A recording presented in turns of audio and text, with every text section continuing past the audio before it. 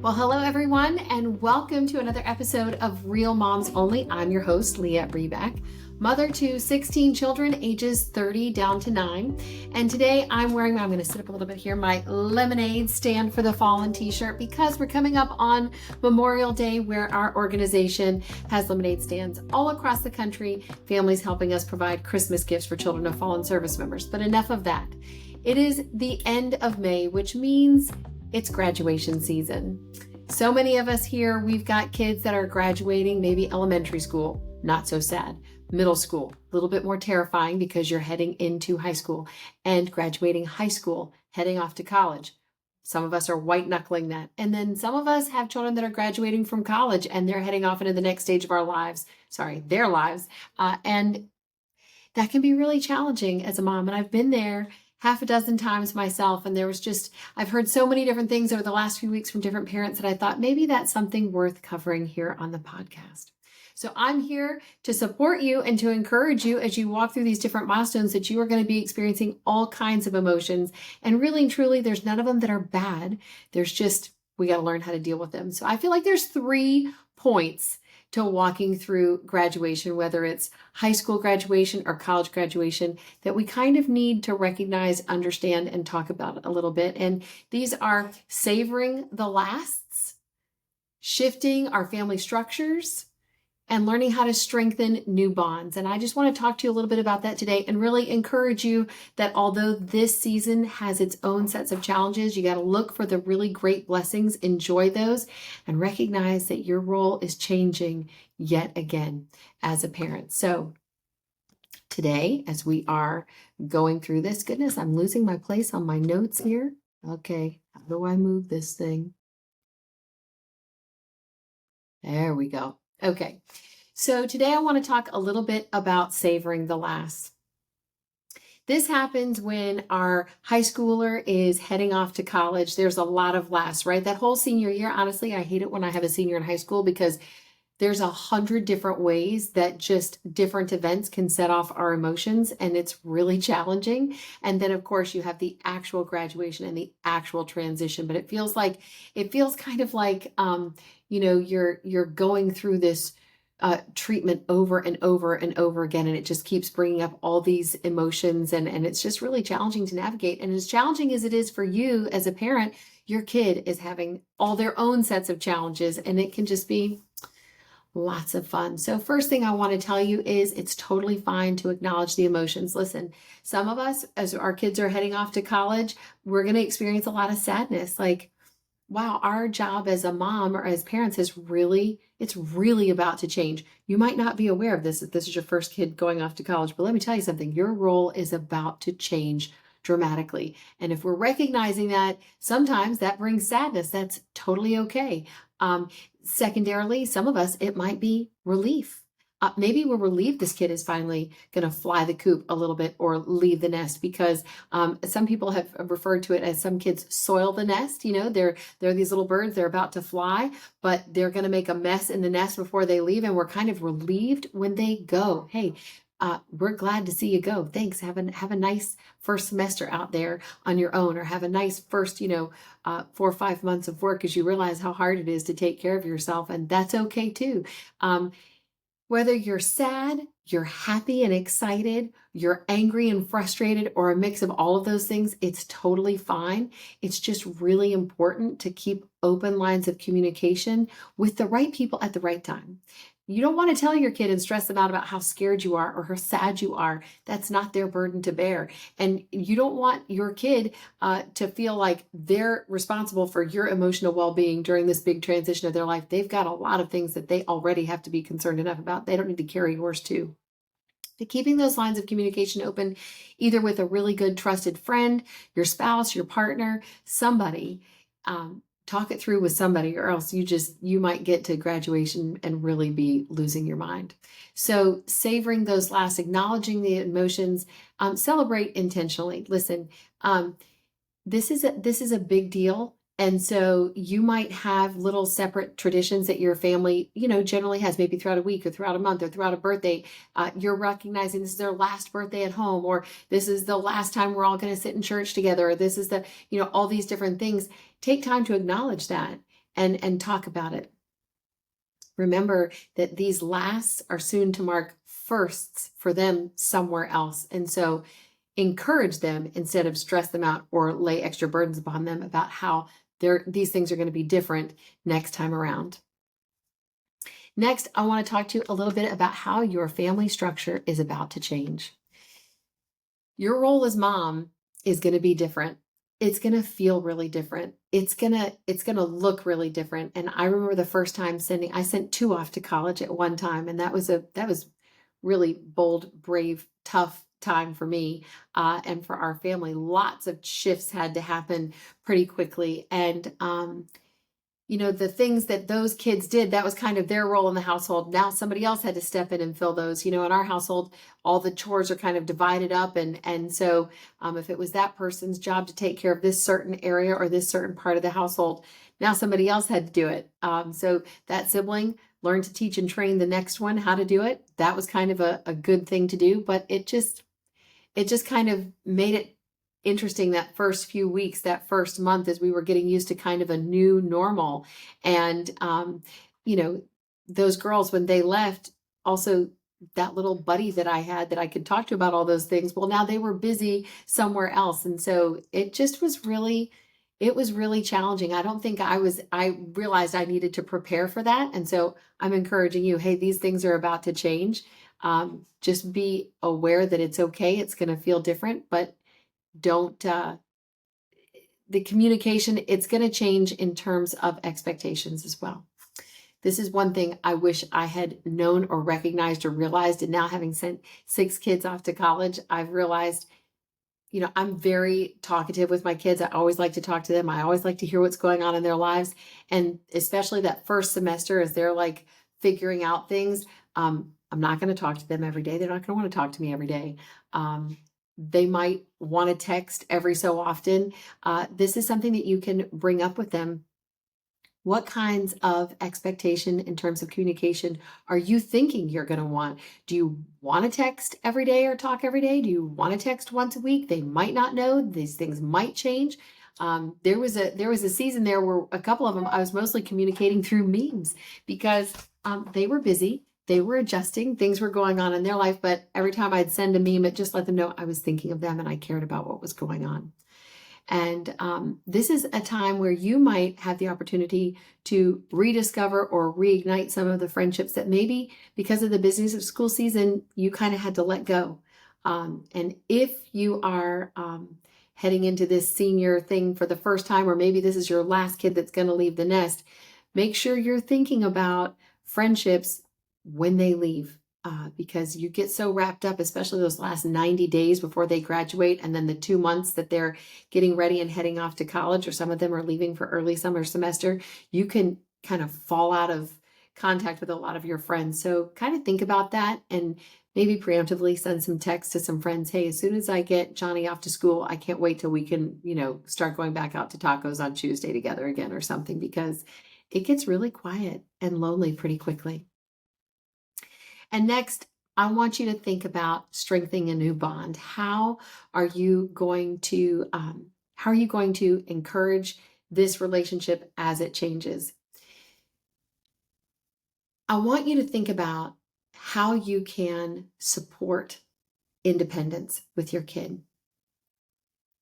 When you have a middle schooler and a high schooler, we wind up, sometimes I think accidentally, picking up a lot of the balls that they drop.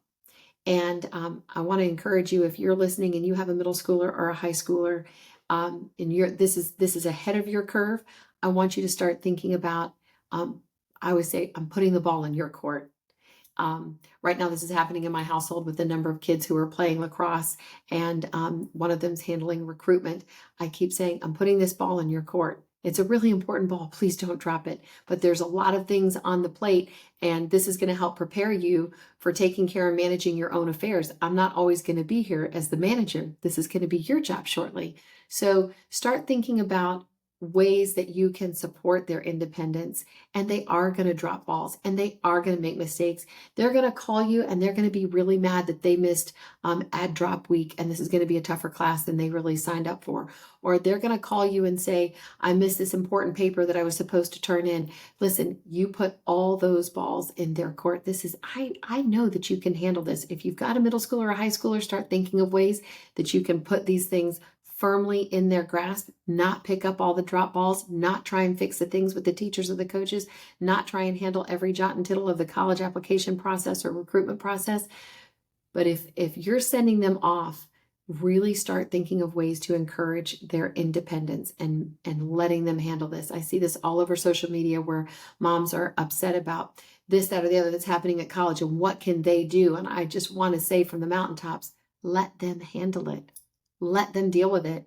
Even if they mess it up, it's fine. It's their responsibility. We have to learn to let them handle more and more of these things. It's kind of tough because a lot of the expectations of being a mom are handling all of these things for our kids. I remember one of my daughters calling me from school and saying, hey, I'm really sick. Can you make me a doctor's appointment? And I said, sweetheart, you're 8 states away. You can make your own doctor's appointment now. Or I've got a toothache. I need to see a dentist. And I said, well, Google a close one next to you. Like I'm not handling this anymore. So as many of those things as you can start teaching them and training them to do ahead of time, but recognizing that even when they do call you, as much as you can, letting them handle that and stepping back some, because you want them, this whole college separation experience, you want more and more independence, not more and more dependence on you, even though it might make you feel good. It's a short-term win and a long-term loss. And then I want you to think now about what kinds of ways can you're going to have free time. What can you do with it? Can you develop your career? Can you serve your community? Is there something that you've always wanted to do that you didn't have the time to do? Start thinking about that now a little bit before they leave so that there's not this giant empty void when they go, that you have a little bit of lead time and prep time thinking about, hey, I'm going to be sad I'm missing my kid, but I'm really looking forward to this aspect and to be able to do that. One more thing as we're talking about strengthening new bonds, because our relationship is changing with our kids, communications, expectations, and boundaries and putting responsibilities in their court. One thing, I'm just going to throw this out there that I just want you to be thinking about now ahead of time. A lot of us parents use Life 360. It's a great app. Helps us know, are our kids driving safe? Where are they without, texting them while they're driving to ask what's going on? What time are you coming home?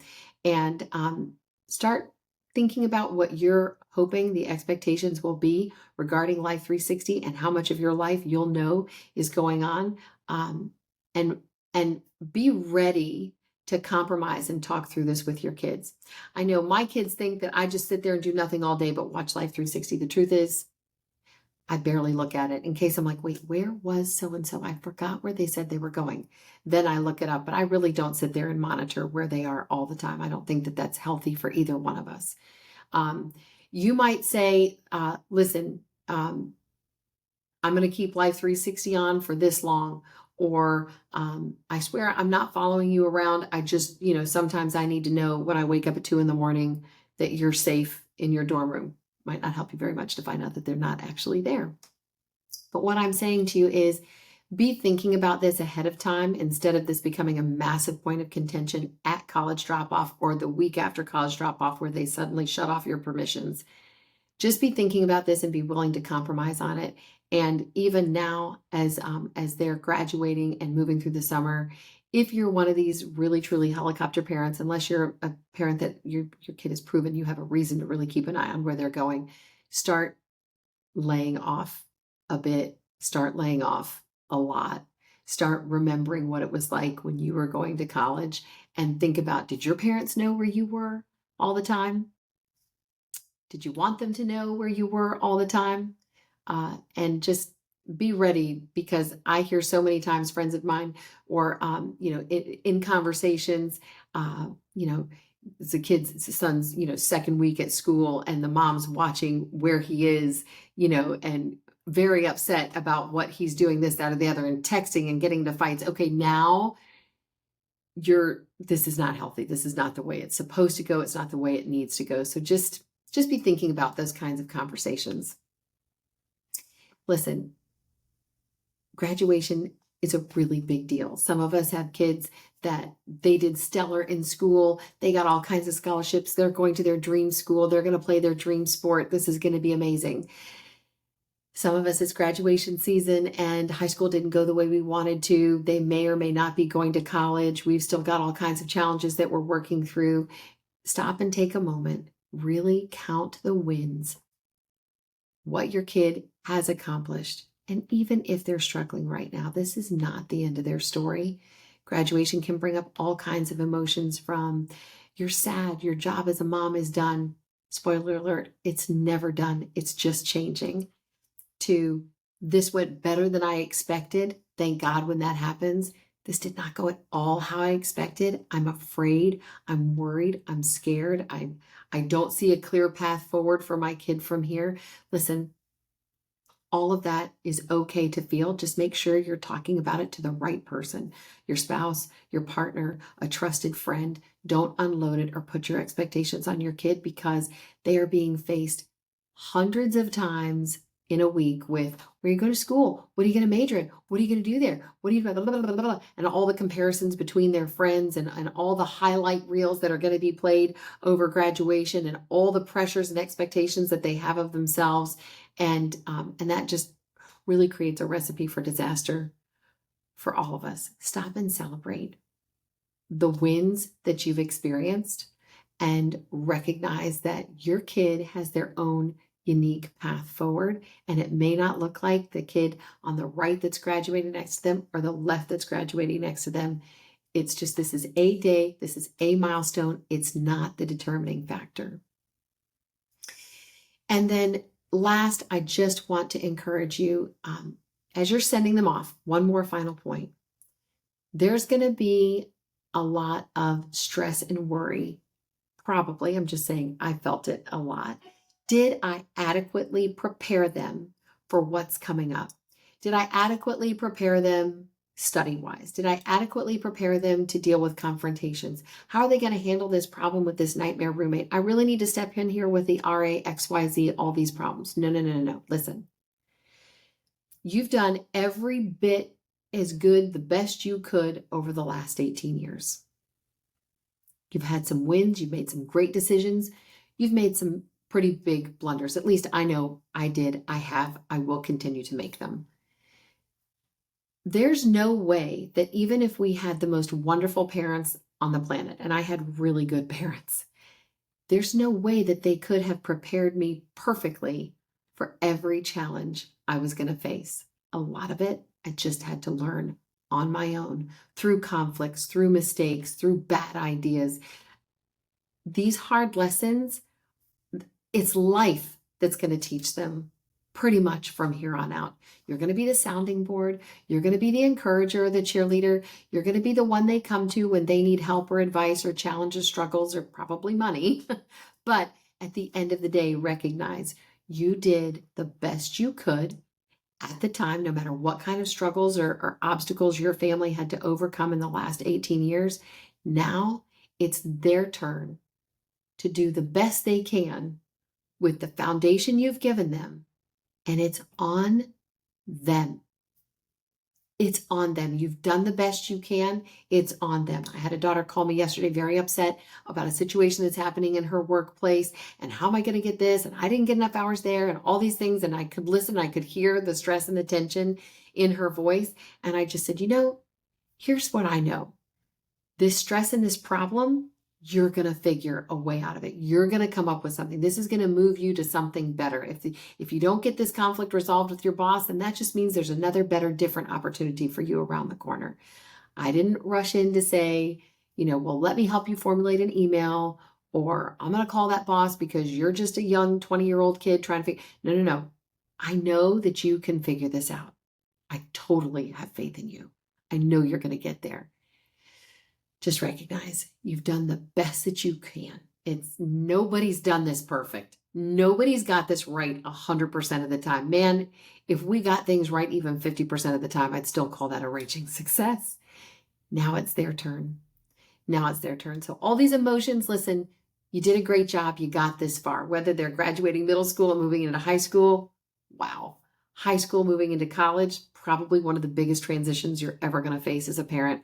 Or college, moving into the next phase of their life and hopefully complete independence. That's the goal anyways. I just want to encourage you that I've been through this 6 times. I have lived to tell the tale. I've got, how many is that left to go? I've got 9 left to go. No, 10. 10 left to go. 6 grown and flown. 5, independent. 1 still in university. And 10 more to go. And it is not for the weary. You get weary whether you want to or not. It's not for the faint of heart. I believe in you. I think that you have done a great job as a parent. I love you. I'm here for you on Real Moms Only. Thank you so much for listening, and happy graduation.